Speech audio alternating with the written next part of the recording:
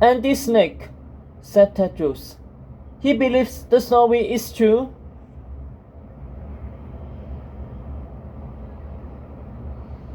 You are not listening, Tedros. The story is 1,000 years old. Clearly, the snake has no ties to the brothers in the town, Merlin said, voice hardening. What matters is how the snake chooses to interrupt the story. What matters is whether the snake believes he can use the tail to take your throne. But the snake dies in the story, said Tedros.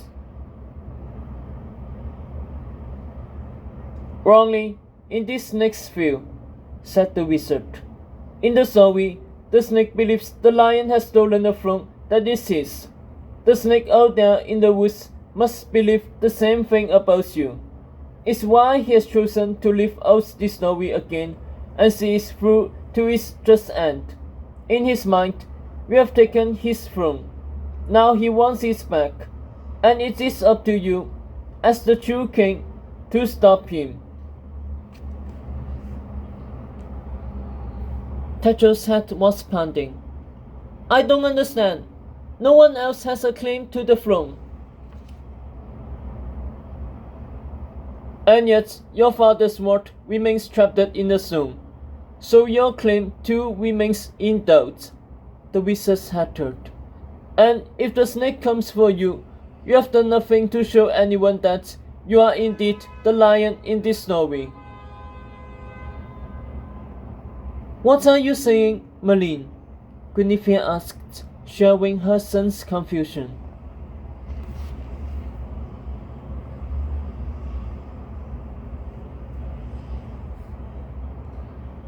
Merlin glared back at her. His plan is that, Guinevere. The rest of his friends must be next, along with his queen. Kingdoms everywhere are under threat and begging Camelot for help, only to get no response from its king. A king who someone else there believes shouldn't be king at all. So instead of jerking Excalibur day after day, which clearly isn't going to work, I'm saying he should be trying to find out why it's stuck there in the first place.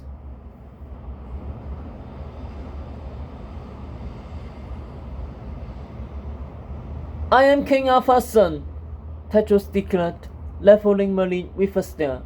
I am the lion by birthright, and if the snake dares challenge that, I will kill him, with or without my sword. The room was quiet. Merlin exhaled. Clarissa, show him. Professor Dovey didn't move, grimacing. Merlin, I don't think we... The wizard turned to her. Show him or I will. Professor Dovey took a deep breath and pulled a folded piece of paper from her pocket. She placed it on the table. This was the historian's last page before I left for Camelot. I had one of the fairies copy it as best they could. Tedros pulled it open.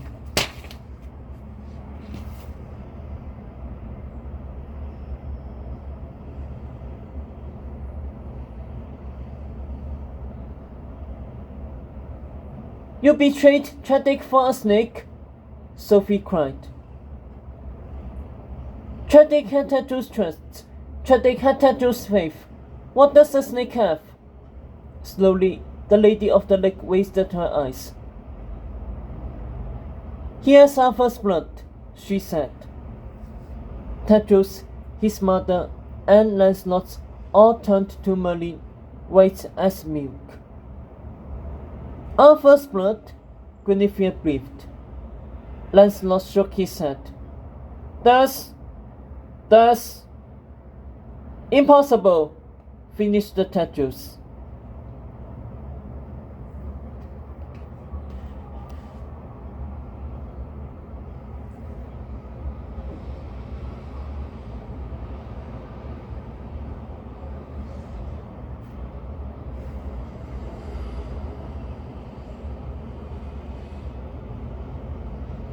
Not necessarily, said Merlin, glancing at Professor Dauphin as if they'd already thought this through. There are a number of explanations for what the Lady of the Lake said to Sophie. The snake may be a relative of Arthur, a half-brother, or nephew, or blood cousin we are unaware of. The snake could be referring to having Arthur's physical blood in his possession, even to suggest that he killed Arthur, meaning he inflicted the mortal wound at the Battle of the 4 Points almost 7 years ago. He could even mean it figuratively, that he has Arthur's blood on his hands and holds Arthur responsible for a crime he has committed. Whatever the snake's meaning, it made the Lady of the Lake let him into her kingdom and protect him over Tedros night. Even more, this snake must be quite the chamber, because it appears from the historian's painting that the Lady of the Lake has lost her powers, which means the lady likely kissed him as well.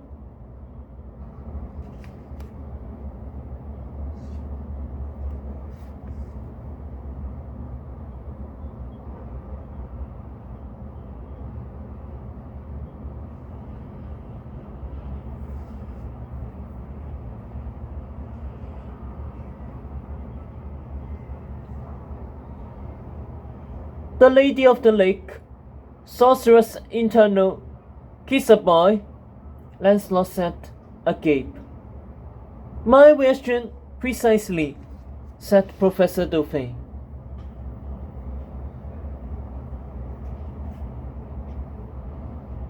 To seduce the Lady of the Lake into giving up her powers is a staggering feat, one that should strike fear into all of us, said Merlin gravely.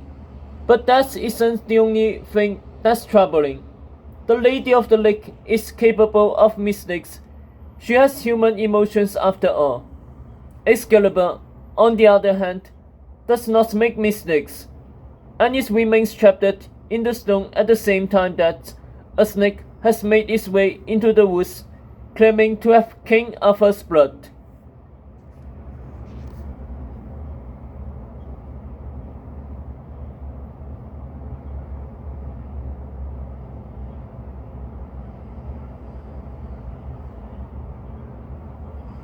Everyone was quiet, a thick unease filling the room. For the first time, Tedros finally understood what Merlin had been trying to tell him. So there's two possibilities, Tedros said. One is the snake has no claim to the throne, and Excalibur wants me to prove I'm the true king, not him. Only then can I pull the sword. Correct, said Merlin. And the second possibility? Asked Guinevere. The second possibility isn't a possibility, said Tedros. The second possibility is that Excalibur is waiting for the snake to pull the sword and prove he's king, not Tedros, said Merlin.